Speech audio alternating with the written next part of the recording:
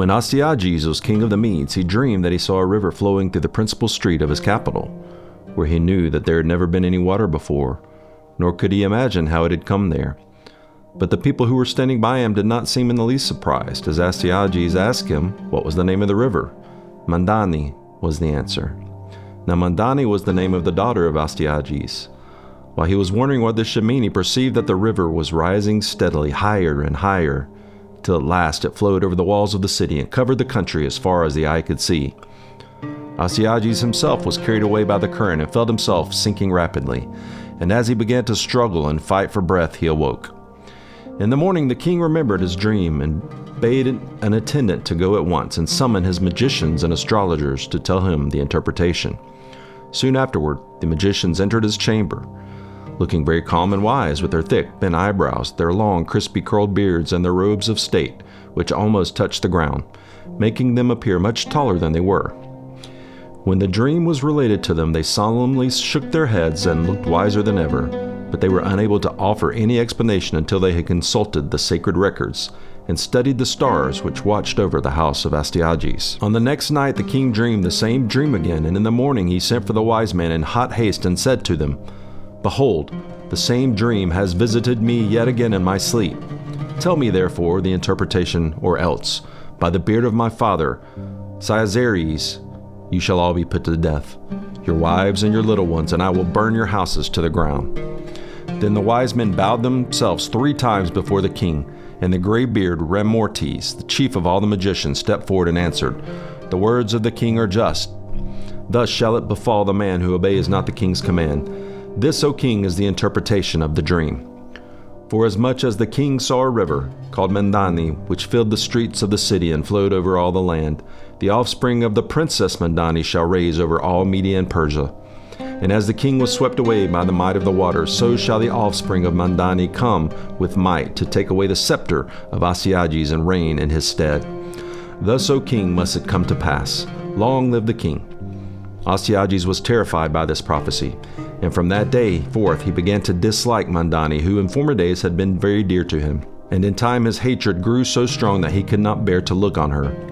When she was grown to womanhood, he would not marry her to a Mede, but sent her away to Persia to be married to a Persian named Cambyses, thinking thus to make the fulfillment of his dream less likely. Mandani lived very happily for a year with her husband Cambyses, who was devoted to his beautiful wife and delighted in gratifying her slightest wish. At the end of the year, a son was born to them, and about the same time Astyages dreamed that Mandani had planted a tree, which grew so high and spread so far that it overshadowed the whole of Asia.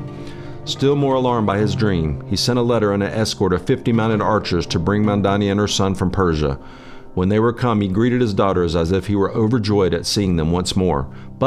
So as soon as he was alone, he sent Harpagus, his kinsman, who bore the title of the King's Eye, and was the greatest officer in the kingdom, and said, "Harpagus, I have a task for you, requiring the utmost dispatch. Do not neglect it, nor seek to deceive me, for by doing so you will expose me to danger and bring down a terrible vengeance on your own head." "Sire, my devotion to your majesty should be well known," said Harpagus. "Neither will I fail in time to come. Speak your pleasure, which may be accounted as already accomplished." Astyages inclined his head graciously and answered, "Do my bidding, therefore. Take the child of Mandani, put him to death without delay, and dispose the body as you shall think fit."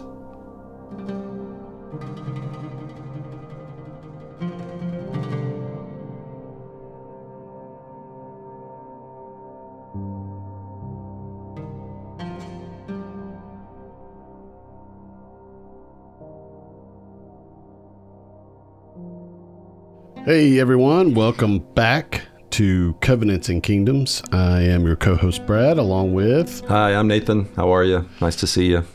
And we're back for another episode, still in Genesis. But before we get to that, a reminder that we are brought to you by Baba Java Coffee, located in Birmingham, Alabama. We are a specialty coffee roaster, and we roast excellent coffee and make sure that it is ethically sourced from farm to cup, and it tastes great as well. And you can get a bag for yourself by going online to babajavacoffee.com and use the discount code Covenants at checkout, and you will receive 10% off your order, or you can even come in the store and get it. But The discount code is only online. So That's right. And if you order 100 pounds of coffee or more, Brad will personally deliver it riding on a river of urine. No, not of urine. Oh my gosh, please no. He will be riding on a river on a raft, personally delivering your great I think I'd Baba like to be Java coffee. on a like a Sea-Doo or something. Oh, well, that would be cool. All right, let's do that. A Sea-Doo. Wave runner, Some whatever. kind of jet ski. Choose your watercraft. Yeah. All right. That was an interesting opening, Nathan. It's a famous story from Herodotus. It's the origin story of this guy named Cyrus the Great. Yeah. The greatest king of Persia. Persia and the Medes. So he's his character was portrayed in 300, right? no, it's not. So Cyrus was the greatest king, one of the greatest conquerors of all time. So he conquered all of Asia and for Persia, the Medo-Persia Empire, his kingdom. Okay, and so when he died, his son Cambyses became the king. Cambyses was a little kind of crazy in the head. All right, he was named after Cyrus's father was Cambyses. Yeah. Right. Remember we just talked about that in the story. It's in the story. And then Cambyses, his son, was a little crazy, and he conquered Egypt. When he was in Egypt, he did some weird things, and it's really interesting. Anyway, he died. Okay, his own sword or spear hit his leg, and he got gangrene, and he died of his wounds. Dang. But it was punishment because he had violated one of the sacred bulls, Apis bull. He had killed it. And so they put a curse on him, and the curse was that he was going to die soon, and he died. Wow. So anyway, so then who's going to be the king? Well, his younger brother Bardia was supposed to be the king, but supposedly he had been killed by Cambyses. All right. So this imposter, his name was Gaumata. He was a magi. So Gaumata he looked a lot like Bardia. So he pretended to be Bardia, okay? Even though most people knew Bardia was dead. It was kind of a secret because it was, you're not supposed to kill your brother. Yeah. So, it was kind of a secret that he'd been killed. So Gaumata pretended to be, he was an imposter. He pretended to be Bardia. So he took on the kingship while everybody else was down in conquering the army and things were conquering down in Egypt. So Darius and 7 guys in total of the nobility of Persia went up to where the royal residence was, and they killed Gaumata.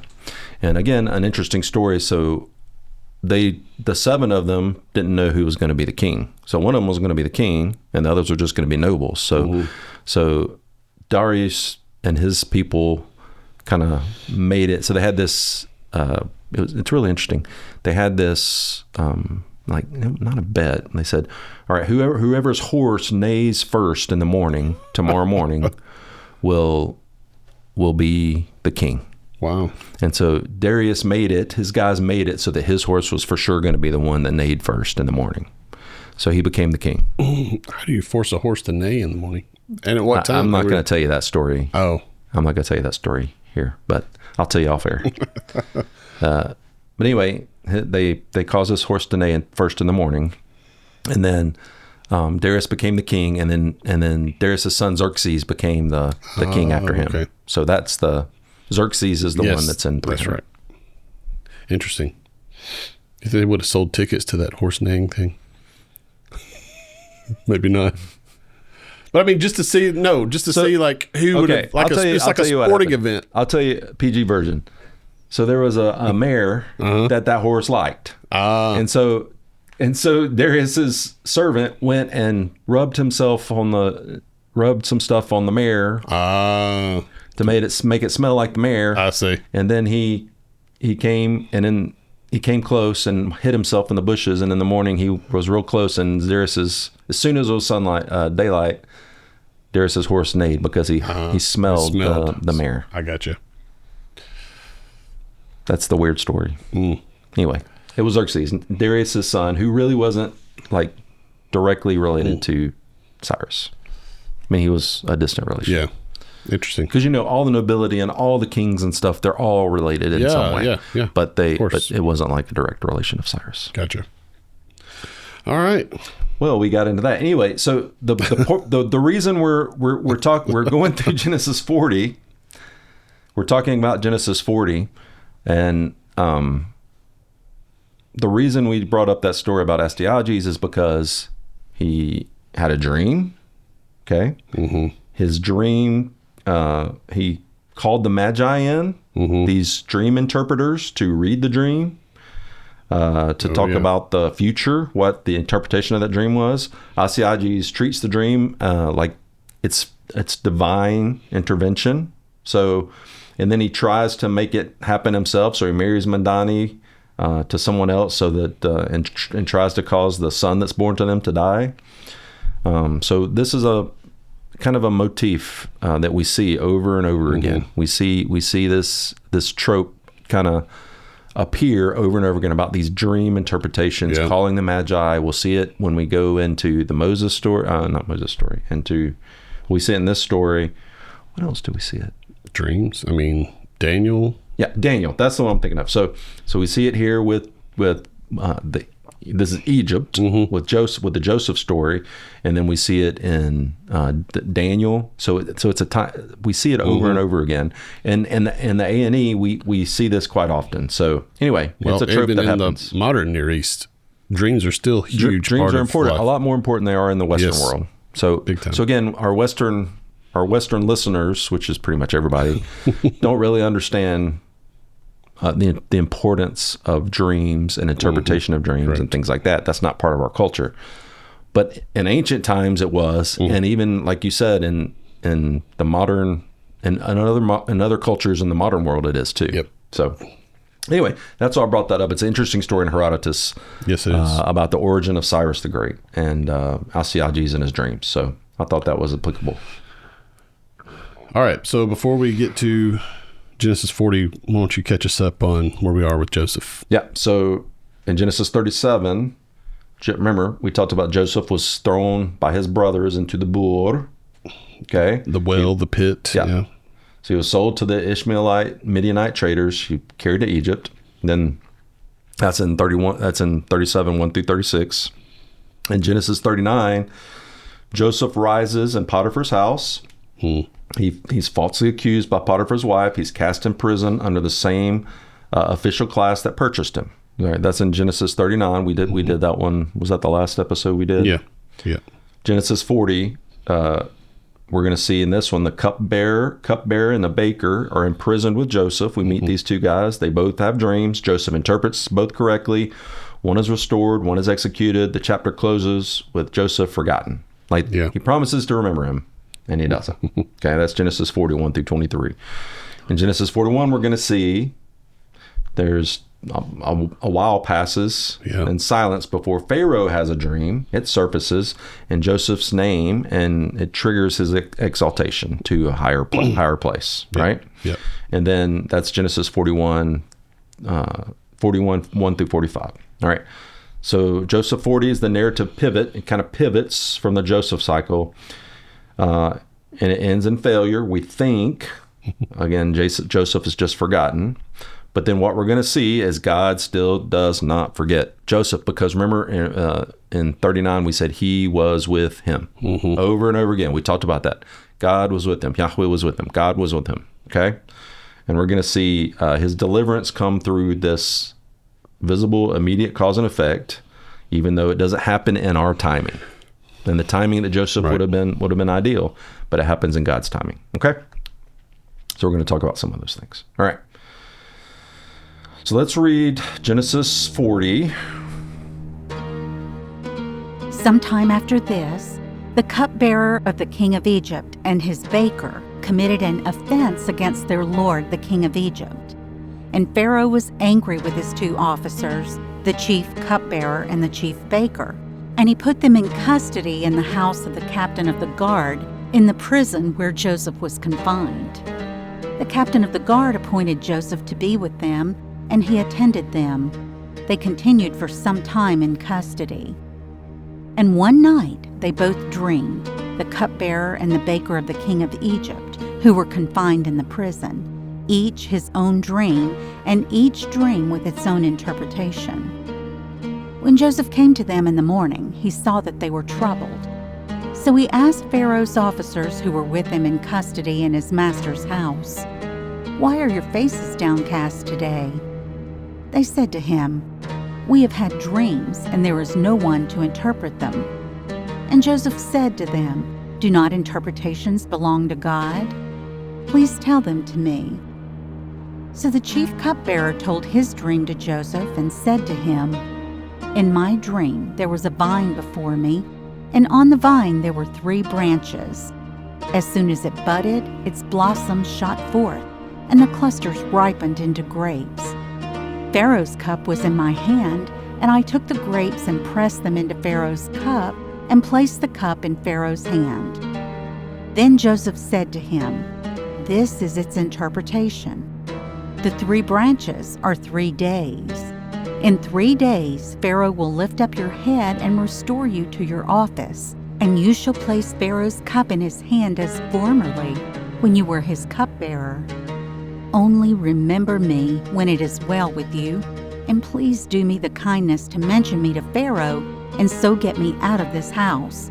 For I was indeed stolen out of the land of the Hebrews, and here also I have done nothing that they should put me into the pit."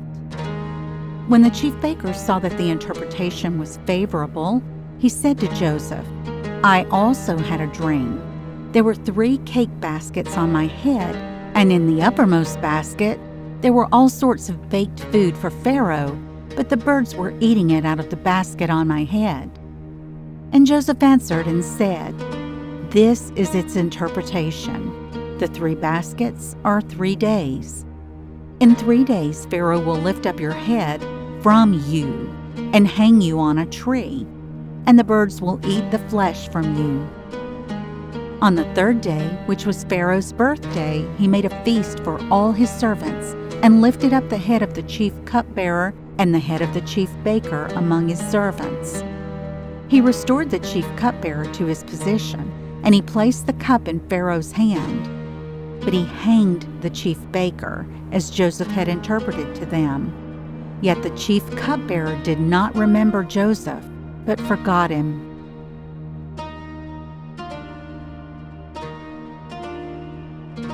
Sometime after this, the cupbearer of the king of Egypt and his baker committed an offense against the Lord, the king of Egypt. And Pharaoh was angry with his 2 officers, the chief cupbearer and the chief baker. Okay? So this Egyptian royal butler cupbearer, it's an office of extraordinary personal trust. Okay? You are responsible as a cupbearer for for controlling what touches the king's lips. Okay? So this was historically a track into the highest tier of Egyptian administrators, like viziers or governors. Okay, so you were a really important person because the king is putting his life in your hands. Because one of the main reasons, one of the main means in which people were executed in the ancient world, they didn't have guns. You can't shoot from afar. So to get someone from afar, the main thing you can do, if you stabbed them or something like that, the only way you could get some from afar was a spear or an arrow, and it's cumbersome. It's easy to catch someone. Yep. If someone's standing across the room with a spear or a bow and arrow, it's easy to see they're about to do something, and you can protect yourself. Any other means, a sword or a knife or something like that, you have to get close. So they have to be able to get close to you. A means from afar to execute someone, to assassinate someone, would be poison. So one of the main means of assassinating someone is through poison. And you see it all throughout ancient history. Okay, that was a main way in which people were assassinated. And so the cupbearer was responsible for making sure, not just like poison, but also like any kind of rotten, spoiled stuff. Back in the ancient days, it was a lot easier for things to spoil. If you didn't do things exactly the right way, they would be spoiled and make you sick and things like that. They didn't have the GE fridge in the kitchen. They did not. So anyway, he was responsible for the king's health from anything that touched that the king consumed. He was responsible for that. A very, very important position, right? Yeah. So the Sar HaOfim, the chief baker, oversaw palace bread production tied to both economic operation and ritual purity. Okay. So he was a very important position too. All right. If the king was like me, he really liked bread. Right. All right. Same. Yeah. So that's very important. Again, bread didn't represent just. I mean, for us, bread's like it's something we like, Exactly. we enjoy. But in the ancient world, it represented sustenance. It was one of the main sources of sustenance. It represented taking care of the people. Taking care of the masses. It represents, especially if you're the pharaoh, your bread is really important. If you have bread to give to your people, to give to provide for yourself and your court and your household, then you're doing what you're supposed to do, taking care of everyone. That's your job as the king, okay? Yeah. The pharaoh in particular was responsible for taming Ma'at, for being in control of Ma'at, taming chaos, all right? So bringing order to chaos, okay? That was one of the, again, the big theological, biblical principle of Yahweh is Mechaye, right? Mechaye. Yeah. We're going to talk about that over and over again. So one of God's principal theological sovereign ways that he shows his sovereignty is Mechaye, which is bringing order from chaos, bringing life from death, those type things. And the Pharaoh wasn't responsible for bringing life from death, but he was responsible for his people for bringing order from chaos, okay? So Ma'at was important. And so when you can provide sustenance in a way that provides economic stability, that is one means of controlling Ma'at. Okay? Yep. The paired offense, verse 1, it indicates a shared culinary failure. So a poisoning attempt, a contamination, or a serious protocol breach endangering Pharaoh's life. So something happened between the two of them, and this plot, either they were complicit in the plot, right? Or it was like a conspiracy, or they just failed. Again, if they just failed to catch something that they should have, either or both of them, then it's their responsibility and they're thrown in prison. All right. So even if they weren't in on the plot, they weren't part of the conspiracy, just because they didn't catch it, right? Yeah. The Pharaoh blames them and throws them in prison. They didn't do their job. So if you don't do your job in some cultures, especially ancient cultures, then you're basically complicit in the conspiracy. Okay. Maybe we should bring that back. You don't do your job, you get thrown in jail. Well, yeah. I didn't bring it back because sometimes you can't control those things. So we should have Baba Java jail. You don't do your job. Baba Java jail. After evaluations, if you're listening and an employee, Baba Java jail. Sorry, Brad. You didn't do your job. Didn't meet your expectations. Baba Java jail. Throw him in Baba Java jail. Yeah. The punishment is you have to drink Folgers. That's your punishment. Folgers at Maxwell House. That is quite a punishment. Yeah. That is quite a punishment. Well, I was punished my whole childhood then, because that's what my parents drank in the tin can. That's right. Verse 3 and 4. And he put them in custody in the house of the captain of the guard in the prison where Joseph was confined. All right, here's where Joseph comes in.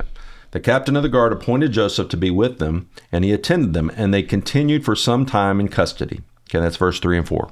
So it doesn't tell us the story about how Joseph became prominent in the prison. Yeah. So Joseph was in prison. It doesn't say for how long. It's some time, though. Because at some time, the captain of the guard came to trust Joseph. Okay, yeah. So as with the prisoners, he became one of the high officials of the prisoners. All right, like in charge of the other prisoners. Okay, so like the welcome committee or the organizer. I don't know. It doesn't say exactly what his job was, but Joseph just has this talent for finding favor in the eyes of men. Okay, it doesn't explain it exactly how that happened or what he did. But apparently, the captain of the guard trusted him to do some job that the other prisoners weren't doing. So, I think the end of chapter 39, and it gives us a clue. It says the Lord was with him, which we talked about. The Lord was with him, and whatever he did, the Lord made it succeed. That's right. So the Lord made it succeed. So he gave Joseph favor in the eyes of men. Exactly. Right. So he had favor in the eyes of God. The Lord was with him. Yahweh was with him. And then it gave him this divine favor with men. And so even in the prison, he's getting favor with this captain of the guard. All right. So Sar Hatabachim, the chief of the executioners, okay, captain of the guard. So when you are the captain of the, again, we see that Joseph wasn't immediately executed because of what happened with Potiphar's wife. All right. It doesn't explain why. We know why. It's because the Lord was with him. But how the Lord worked that out, we don't know. Caused that to happen. Yeah. But we don't know the motivation of Potiphar, right? Correct. We don't know.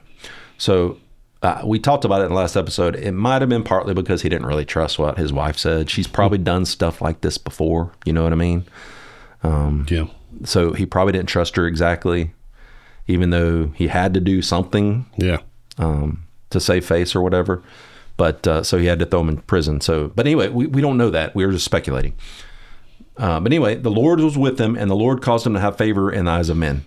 With Potiphar, by not being executed, and then obviously with the captain of the guard here. Okay, so this chief of the executioners, captain of the guard, remember, it's an identical title to Potiphar in Genesis 39:1.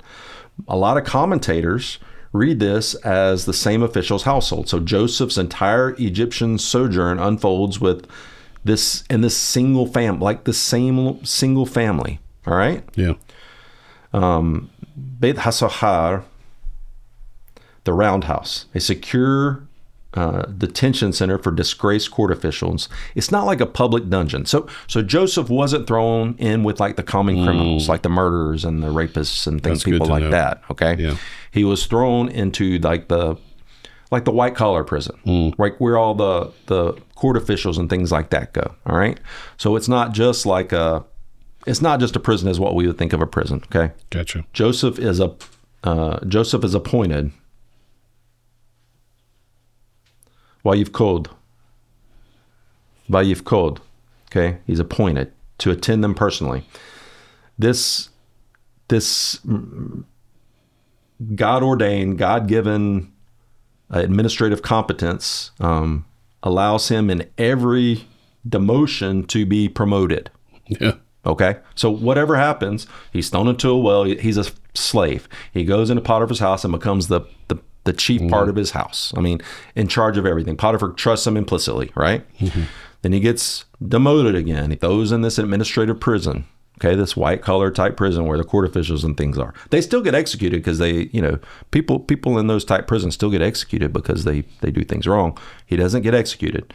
But then he arises to this position within this prison, all right, to be in charge of other prisoners. It's God ordained, okay? So there's this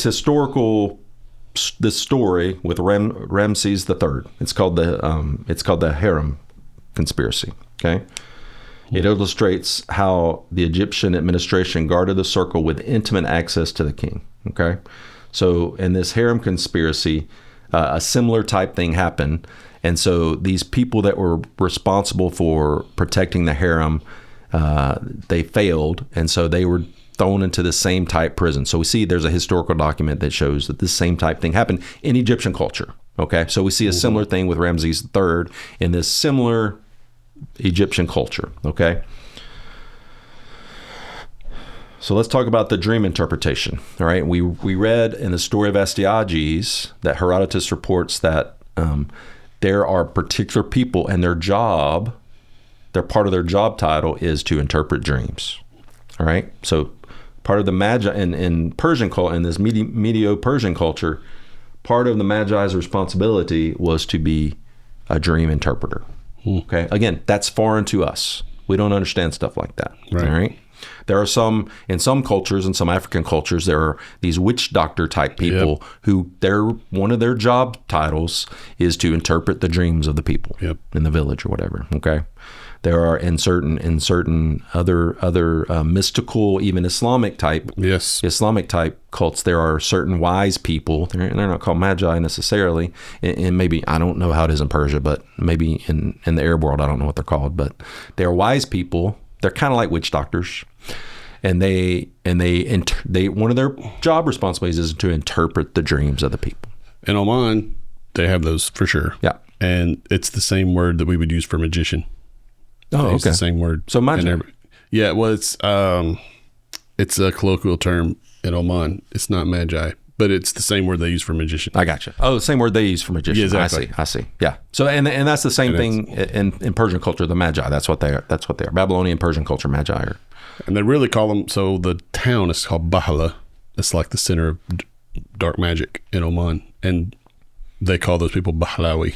Bahlawi. Yeah. Huh? Sahir? S-A-H-I-R? Sahir. Yeah, Sahir. Yeah. Sahir. They're the Sahir. Yeah. Okay. Something like that. But yeah, Okay. it definitely still happens for sure. So there's this historical document, the Papyrus Chester Beatty III. Okay, again, that's not an Egyptian name. That's the people that discovered it. Yeah, okay? of course. Sometimes it's the people who discovered it. Sometimes it's a historical connotation. The Dream Book, okay, from Ramses. Okay, it's a formulaic if-then dream omen catalog functioning as a fixed reference system. All right, so we found this. There's this catalog that says if you dream this, this is what it means, and then there's kind of a flow chart about how what the dreams mean as you have these certain items in it. Okay, It's like a dream Rosetta Stone. it kind of it's just a catalog of a flow chart of what the dreams mean. Which is really interesting. Okay, in Mesopotamia, there's these Baru priests. They use these standardized omen lists. The Gilgamesh epic tablet 1, the goddess Nisun interprets Gilgamesh's dream foretelling Enkidu's arrival. Okay, so the standard A&E assumption in Egypt, Mesopotamia, Media, all these different cultures, dreams are coded divine communication requiring professional decoding via reference literature or professional guidance. Okay, so whatever culture in the A&E we're in, wherever it is, in these Asiatic, Northern African peoples, the A&E, they require either this guidebook for interpreting dreams that has been developed by these professionals, or professional guidance through magi. Makes sense. Okay, so the two officials' distress in verse 6, Zophim, downcast, troubled, reflects a live, unresolved threat that they cannot access without a professional interpreter. Okay? So Genesis 40 doesn't argue against the system point by point. It steps outside it and lets the results speak. Okay, so it doesn't, it just lets the results speak for themselves. So let's see, we'll start verse 5. And one night they both dreamed, the cupbearer and the baker of the king of Egypt, and they were confined in the prison, each his own dream, and each dream with its own interpretation. They said to him, we have had dreams, and there is no one to interpret them. And Joseph said to them, do not interpretations belong to God? Please tell them to me. Again, it's an assumption. It's a given in their culture that dreams come from a divine being. Okay, it's a divine revelation. We saw it in the story of Astyages. We see it all the time in ancient literature that these dreams, they come from a divine being. Okay, it's a revelation of the divine. All right. So Joseph is just like, dreams come from God, duh. And that's what he's saying. Yeah. Right? Right. So pitron, interpretation, and poter, interpreter. So pitron, poter, same root, obviously. It's kind of a narrative signature of this narrative. Okay. The officials, verse 8, the officials use poter as a professional guild word, an interpreter. There is none for it, assuming the interpretation requires a professional or literary access. All right. And, all right, so throughout, especially Genesis, we see Elohim versus Yahweh used in different ways. Okay. Right. So when we get into, most of the time, each person who's writing, okay, we believe all the books of the Bible are inspired by God. right? We believe they're inspired 100%. by God. You know, God breathed. Do I believe that the Lord's finger came and wrote each of the words and it's perfect, like Of course not. Muslims might say? No. That's ridiculous. Yeah. I mean, men wrote them, Yeah. but it was inspired by God, right? Correct. So each of the people, each of the authors, and as we see in Genesis, you know, we see these narrative stories passed down. Okay, we talked about Moses. Moses can't see. I mean, he can look back and see the stories that are passed down to him, but it's not like he has a book. He doesn't have a Bible with all these stories in it that's passed to him where he can, you know, that's not how it works. They're an oral people. So all the stories are oral. They're passed down to Moses, and then they're passed down through the generations so that the people after 1000 BC, David's time, can codify them and write them in a organized manner, right? That's how it kind of happened. Through the guidance of the Holy Spirit. Yeah. Under the guidance. So it's not like the finger of God came down. It's not like one guy wrote it and it was just moved on from place to place. Right. It's kind of an evolution under the influence of God, the Holy Spirit, we believe, the Lord, that kind of evolved all these things into this one document, okay, this codified document. All right. It's a process that happened over 1,000 years. Yeah. So, or thousands of years. So we see how that works. Each author, each story has a different. God reveals himself to each people, to each person in different ways, right? Definitely. So that's why we see so many, and especially in the Old Testament, in the Hebrew, we see so many different representations of like the name of God, right? Because he's got he relates to you in his revelation in a different way. So sometimes we see it emphasized Elohim. Yeah. And sometimes we see it emphasize Yahweh, the personal God, right? So in the Joseph story, sometimes we see Yahweh and sometimes we see Elohim, right? Yeah. In 39, we saw Yahweh. In this narrative, we're seeing Elohim. Why would he change it from Yahweh to Elohim? Why would the author intentionally? Because, I mean, why wouldn't they just be consistent, calling the same thing over and over again? There's a reason. Because in 39, what was going on? Yahweh was with him. Yep. So that's a personal, covenantal thing. Does Yahweh mean anything to the cupbearer and the baker? No. He doesn't mean jack to him. All right? They don't have a covenantal relationship with him. So they know that there's this abstract God. They don't know the personal God. They know this abstract God, right? Yeah. So they use Elohim here. Joseph is using Elohim here, again, to relate to the people. They don't know anything about Yahweh. They don't know what that means. To Joseph, it means something, right? But to the cupbearer and the baker, it doesn't mean anything. So Joseph is contextualizing. He's contextualizing the name of God to these pagans. Right. And the authors, it's beautiful how it was developed, and some of these nuances are preserved over thousands of years. Yeah. Even up to 1000 BC, when they started to codify these things, they kept some of these small little contextualized nuances. And so this is one of the cases where he uses Elohim in Genesis. Halo le'Elohim pitronim. Okay. It's this consistent pattern where he's contextualizing this, okay?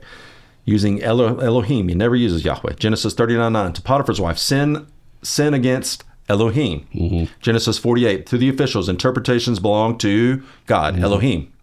Genesis 41:16, to Pharaoh, God, Elohim, will give Pharaoh a favorable answer. In Genesis 41, we see it in three places. God, Elohim, has revealed, fixed by God, Elohim, will shortly bring it about. Okay. So Elohim functions as this category species term for, we know that that just means spiritual beings in general, not necessarily a proper name unless it's in this contextualized way. All right. So in order to contextualize it to these Egyptian polytheists who believe in lots of Elohim, he's saying Elohim, the God, Elohim. So he's using the term Elohim. And again, he's not speaking Hebrew with them, all right? Right. So he's using whatever the Egyptian, I don't know what the Egyptian word is for it. I don't know anything about the ancient Egyptian language, but he's using this word for what they would know as God instead of Yahweh, because Yahweh wouldn't mean anything to them. Okay, that's really important. All right, It's very important. So even for, I mean, I know people still to this day, for example, in Arabic, they say you should never use the word Allah because that's what Muslims use. And I'm like, well, number one, the word Allah predated Islam. Right, it did. And there is no other word for God. And we know, Arabic, we know, we don't have any pre-Islamic Arabic Bibles. No. We don't have any of that type of We stuff, do not. right? No. But we do know from other literature that pre-Islamic Arab peoples use the word Allah to refer to the God of the Jewish people and the Christian people. Of course, they would use the word Allah to refer to that God. Yep. We know that it's in literature. Yes. There's lots of examples of it. Correct. So, I mean, guys, it's not that hard. I mean, I get it. I get it, but in Arabic, the word Allah means God. It does. The God. Yeah. It means the one God. It does. Okay. So just because you say literally Allah means doesn't the mean God. you're referring to the Muslim God or whatever. Yeah. Right? Correct. Get over yourself. Okay. Okay. So we see this type of polemic. So using God in this contextualized way is kind of a polemic we see across the canonical Torah. So in Exodus 7-9, Moses versus the Magi, they're not Magi, the magicians in the court of Egypt. Again, these same type professional. So not only are they dream interpreters, some of them are like actual performing magic acts, performing these things. And we see it, and we'll see it when we get, sorcerers in the next couple of years. Sorcerers. Yeah. In the next couple of years when we get to Exodus. Oh yeah. We'll talk about Next these couple things. of years. The magicians of Egypt, their imitative power runs out where Yahweh's does not. Okay, so this he's revealing it as Elohim, but it's to Moses, it's personal. I mean, he literally reveals his name to Moses at the bush, right? Yeah. I mean, literally reveals his name, right? Yeah. So it's a personal Yahweh to him, but to the magicians and sorcerers, it's Elohim. Yeah. Right? Daniel 2:11-28, the Chaldean diviners confess impotence, right? Again, Daniel, it's the same dream interpretation type stuff. Daniel's God, Elohim, alone reveals the king's dream. Okay? Numbers 22-24, Balaam, this pagan diviner, who is used by Yahweh's true word. Okay? This is we see this, and we're going to see this through the Abrahamic seed type stuff over and over and over and over again, revealing the way God reveals himself to the Goyim, the nations, right? Is using this contextualized revelation of himself through his people. Okay? Yeah. So really important for us to understand that. It's a really important point that's just kind of a small little point. Okay? All right. God repeatedly bypasses expected human mediating structures. Birth order, Isaac over Ishmael, Jacob over Esau, Ephraim over Manasseh, professional priesthood, or royal protocol. So he's not, all right, we like to put God in a box. Okay, God, you can operate here in these parameters, right? That ain't how God works. No. All right. He's going to do things his way because he created all these things. He created the parameters. He created the laws. He created the rules for, again, he brings machaya. He brings order out of chaos. He's the one that ordered everything, right? In the exact way he wants it.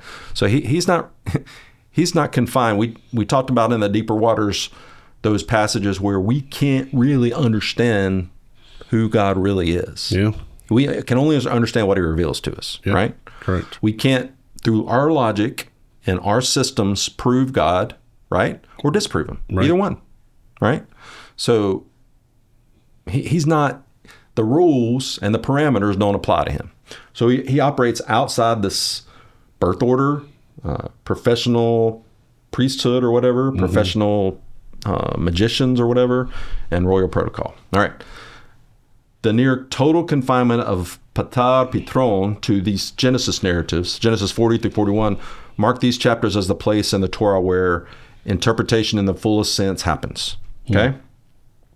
And then we always see this number 3 in this A&E canonical pattern, okay? So both dreams resolve to exactly 3 days. 3 days. A recurring biblical interval for crisis to resolution movement, okay? Genesis 22:4, Abraham's 3-day journey to Moriah. Exodus 10:22, 3 days of darkness in the plague narrative. Jonah 1:17, Matthew 12:40, 3 days in the fish, the sign of Jonah. This culminates canonically in the 3 days between the crucifixion and the resurrection. Yeah. That's what Jesus prophesied that about. That's what the sign of Jonah was. Yeah. Okay. We see it in Genesis 22, Exodus 10, Jonah 1, Matthew 12. Those are the references. Okay. So this 3 days for resolution. Okay. And then same thing here with Joseph. All right. The cupbearer's dream, the vine of 3 branches. Let's read that, 9 through 11. In my dream, there was a vine before me, and on the vine, there were 3 branches. As soon as it budded, its blossoms shot forth, and the clusters ripened into grapes. Pharaoh's cup was in my hand, and I took the grapes and pressed them into Pharaoh's cup and placed the cup in Pharaoh's hand. So we have these saragim, these branches, okay? So like, it's like things coming out, like a tentacle or a branch, okay? 3 branches map to 3 days, okay? It's compressed agricultural time, and we see this a lot in these dream sequences that we see, okay? Budding, blossoming, ripening in one motion, quickly. It's a recognized feature of A&E dream report style, okay? So same thing happened with Astyages, right? With Astyages, this urine flooded the whole world quickly, right? Yeah. So it just rapidly progresses, all right? And we see that a lot in these A&E type dreams, okay? Okay. So after we see this, the 2 dreams are formally identical. 3 of something, 3 days, an act to your head on day 3, but opposite in content, maximizing the narrative force at the point of where they diverge. Okay. This is an interpretation. Well, let's read this. Verse 12 through 13. This is its interpretation. The 3 branches are 3 days. In 3 days, Pharaoh will lift up your head and restore you to your office, and you shall place Pharaoh's cup in his hand as formerly, when you were his cupbearer. And that's 12 through 13. Okay. Yep. So it's a Hebrew idiom. We'll see this over and over again. Lift up the head. Lift up your head. Okay. Nasarosh. Okay. Nasa just is like to lift up. It's one of the most semantically loaded roots in the Hebrew Bible. Okay. It can mean lots of different things. Okay. Leviticus 16:22. The scapegoat, they put the sins on them on the day of Yom Kippur. The scapegoat carries away, lifts up Israel's iniquity. That's the same word you're saying there. So it's like Nasa. Yeah. So it's the same root. So the sin is on this. The sin is on them. It presses them down. They're oppressed by this sin. Okay, and the goat lifts when you release the goat. It lifts the sins from the people onto the goat. Yeah. Okay, that's kind of the imagery. All right. It carries away. Okay. Leviticus 16. Numbers 6. The priestly blessing. May the Lord lift up his face, countenance upon you. Okay. 2 Kings 25:27 through 28. Evil Merodach lifts up his head of exiled Joachim, bringing him from prison to royal favor. So it's the same prison to favor kind of idiom. All right. So we see this idiom used over and over again in the scriptures in the Old Testament. Okay. All right. So this one's beautiful here. I love it. We're going to read, we're going to read some of these. I want you to read some of these. Okay. This Geffen, and in our Brad and I are in the same small group. Remember we talked about in Hosea, in chapter 10 this past week, this Geffen. We talked about the vine, the Geffen. Okay. Eshkolot, clusters. The vine becomes a central biblical self-image for Israel or God's relationship with his people. Okay. Again, what does Israel mean? It's not necessarily a genetic or political inheritance. All right. Right. We've talked about this over and over again, and we are really going to hammer it at the end of Genesis, because when Jacob blesses Ephraim, we're going to see this blossom into like the whole divine plan. We might have 2 or 3 episodes about that. Okay. But it's going to be a beautiful Romans 11 view of what Israel is. Okay. Awesome. Okay. So God's relationship to his people, his covenantal people, right, is like a vine. Yeah. Okay. And we're going to talk about that, this Geffen. So let's read Psalm 80, verse 8. All right. The Lord says, "You brought a vine out of Egypt. You drove out the nations and planted it." Okay. So what does he mean when he says you brought out a vine out of Egypt? I mean, my people. He's bringing out this covenantal relationship with his people from this land of paganism where they didn't have covenant.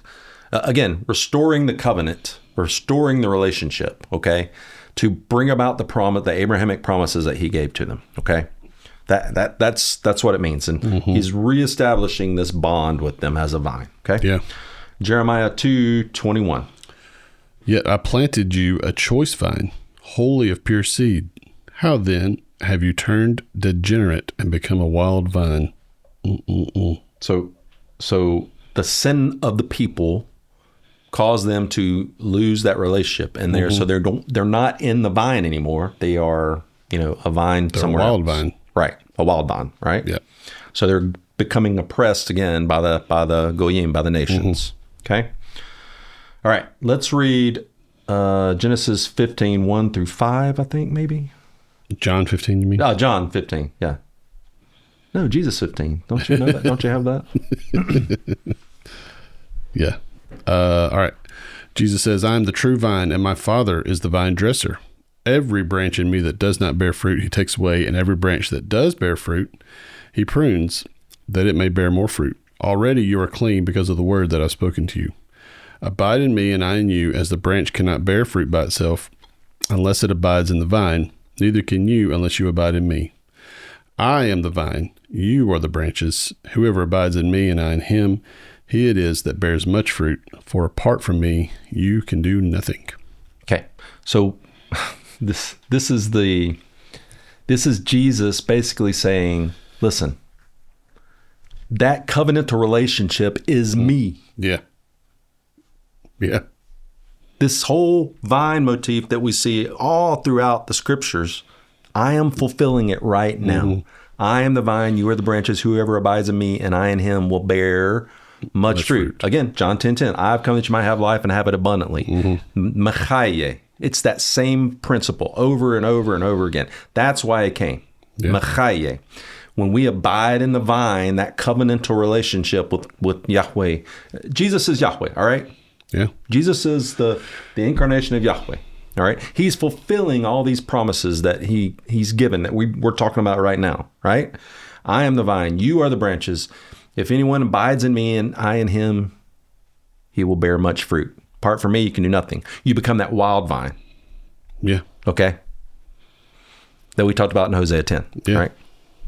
That's what happens when you're not in covenant. Jesus is fulfilling that. All right. Correct.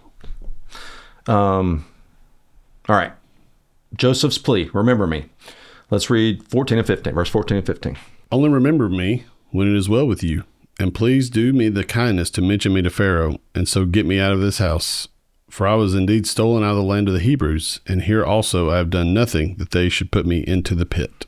So Joseph is asking a pagan official for a covenant loyalty that he owes nothing. Yeah. Chesed, loving kindness. Okay, he's asking for chesed from this pagan guy who may or may not have been in conspiracy to kill the king. Yeah. To kill Pharaoh. All right, let's read Psalm 136, 1 through 3. "Give thanks to the Lord, for he is good, for his steadfast love endures forever. Give thanks to the God of gods, for his steadfast love endures forever. Give thanks to the Lord of Lords, for his steadfast love endures forever. Okay. And so on and so forth. And so on and so forth, all Through the through, verse. through 36 verses, right? Yeah. Or 26 verses. Yeah. Give thanks to Yahweh, for he is Tov, his chesed endures leolam, forever. Yeah. Okay? His steadfast. So we don't have a good English word for chesed. We don't have a good English word. We use different words in our English translations. Steadfast love is typically how it's. Most of the time in this type of context, it's steadfast love, right? But it's this Hebrew word chesed. It's like a covenantal love, faithfulness type thing.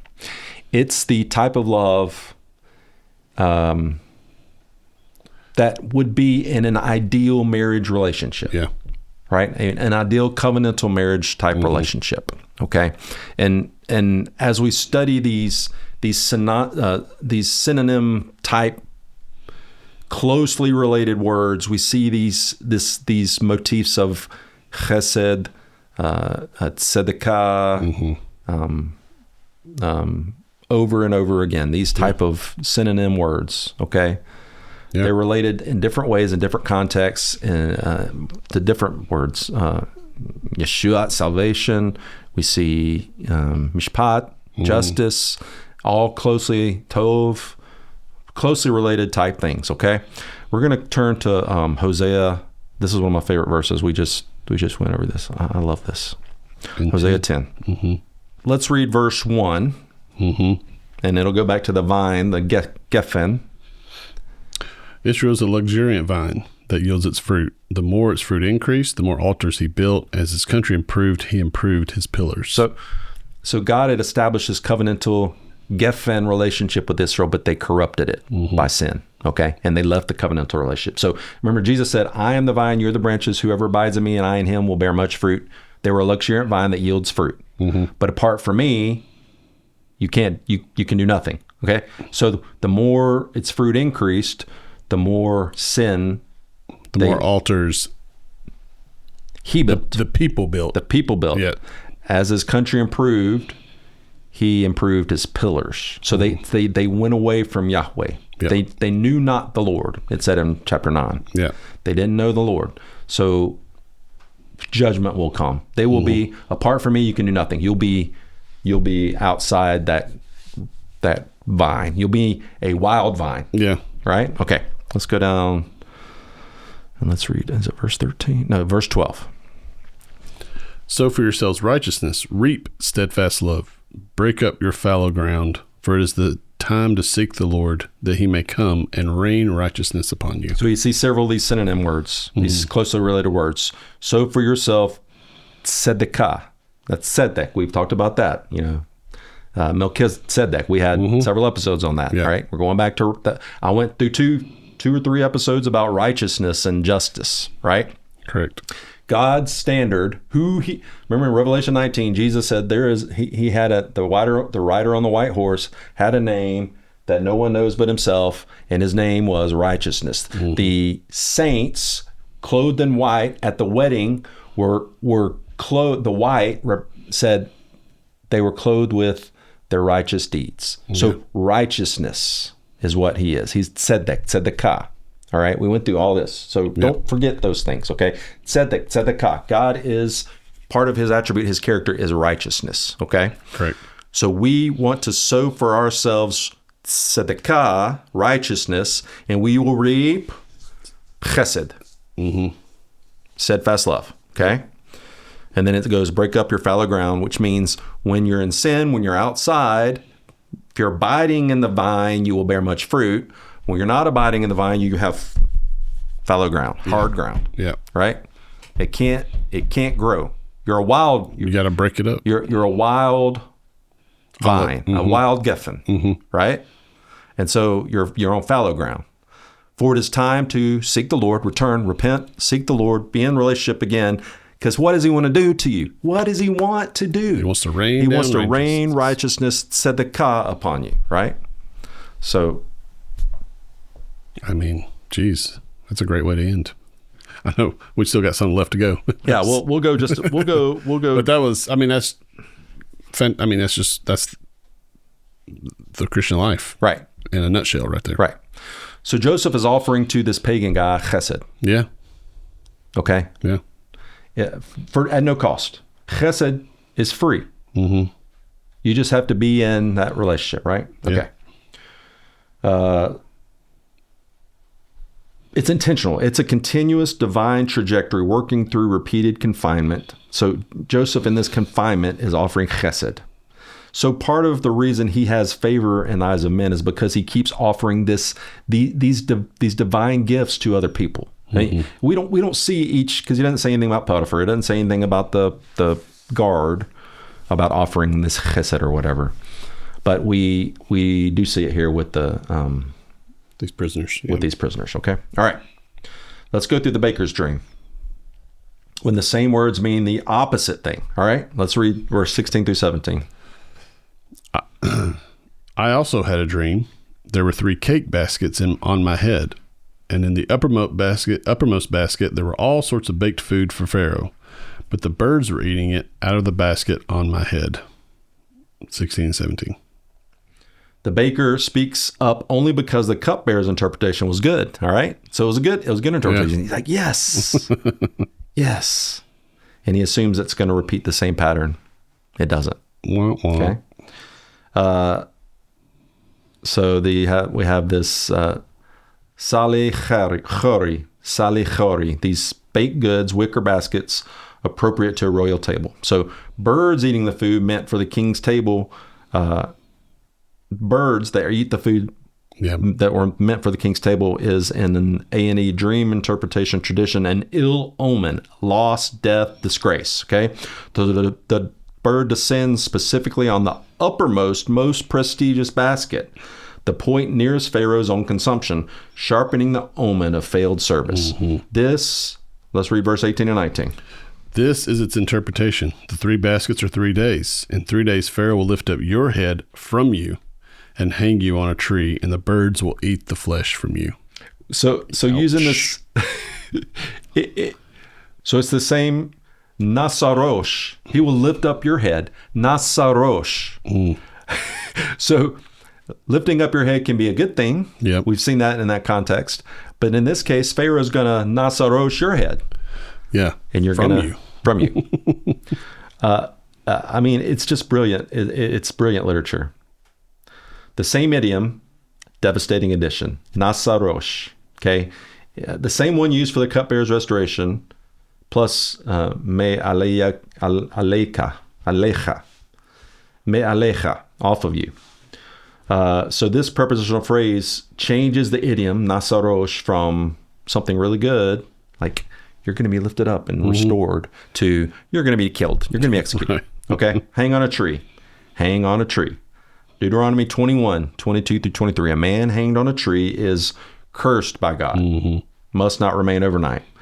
Galatians 3, Paul applied this exact language to Christ becoming a curse for us. Okay? Galatians 3:13. Mm. All right, let's read verse 20 through 22. On the 3rd day, which was Pharaoh's birthday, he made a feast for all his servants and lifted up the head of the chief cupbearer and the head of the chief baker among his servants. He restored the chief cupbearer to his position, and he placed the cup in Pharaoh's hand. But he hanged the chief baker as Joseph had interpreted to them.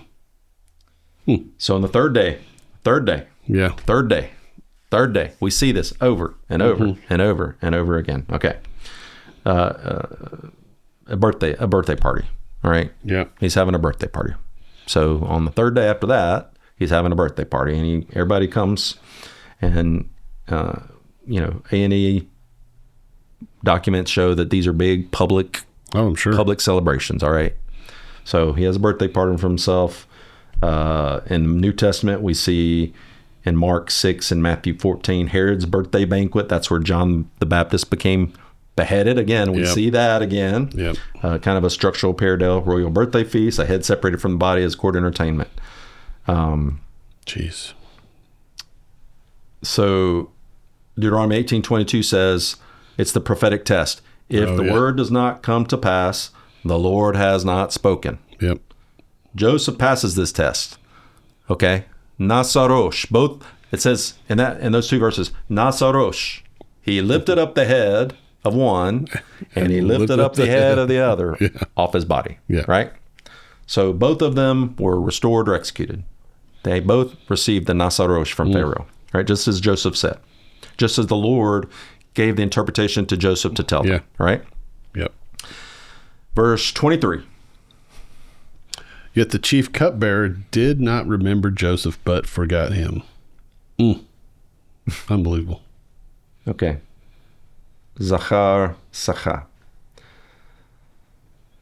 Zachar, to remember. A good covenant keeping verb of the Torah. To remember is to act on behalf of the one remembered. Okay, so it's not just a, oh yeah, I remembered that. It's an action. Yeah. So you remember and act, or remember and covenant, or what, something like that. Yeah. Genesis 8:1, God Zachar Noah.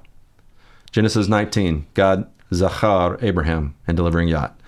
Exodus 2:24, God heard their groaning, and God Zachar his covenant with Abraham and Isaac and Jacob. Okay, real important. Okay. Yeah. Sachach. Okay, sachach, not a lapse of memory, but a withdrawal of the covenant and obligation, a failure to act. Okay, so he offered chesed to this guy. Yeah. And that dude just A covenantal chesed with this guy. And he did not zachar Joseph. He ghosted him. Shachach. I pronounced it. It's a chin instead of a sin. Shachach. Yeah. He basically broke the covenantal relationship that they have. They had an agreement, like a covenantal chesed agreement. Yep. And he shachach. That's tough.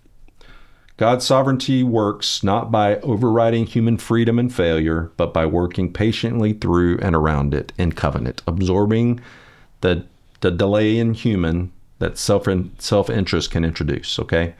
So if we were to have our way and our timing, we would screw everything up. We want everything right now in the way we want it, when we want it. Again, it's that microwave society.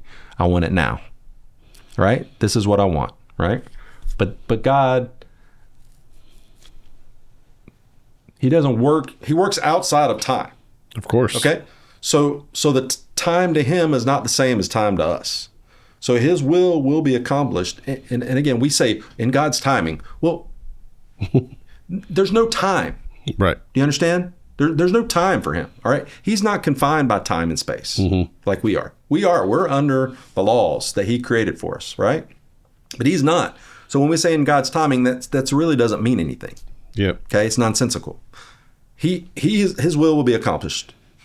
100%. And that his timing is not within when we think it should happen. Okay. Do we understand that? Time doesn't apply to him. So again, I think it's nonsensical to say in God's timing, because God doesn't have timing. Yeah. He does things, Yeah. when it happens, because that's not a thing for him. It's really our timing, right? Yeah. It's the time is what we measure. It's what we are under. All right. So God's timing, when we say that, it means, he does things not when we want it, which is right now. Right. So he in a covenantal act, this chesed that he shows, it's not the same time when we want it to be. So we see these 2 full years of Genesis 41:1. They're not a narrative gap. They're a theological content where 40:23 is worked out in real time. God was with him. Yeah. His covenantal relationship with Joseph was working, even at the end of chapter 40 when Joseph got forgot. So we see the contrast between the covenantal relationship of God. God is with him and working in God's timing, right? Yeah. Versus a covenantal relationship that he had with this pagan servant, right? And he broke it. He forgot him. He broke the covenant that they had, he did. the deal that they had, right? Okay. Not being very The nice. chesed of God. Sow righteousness and reap. Sow for yourself tzedakah and reap chesed. Praise God. Thanks, Nathan. Thank you guys for joining us. And we will be back next time, continuing in Genesis on Covenants and Kingdoms. Have a great day. Bye, guys.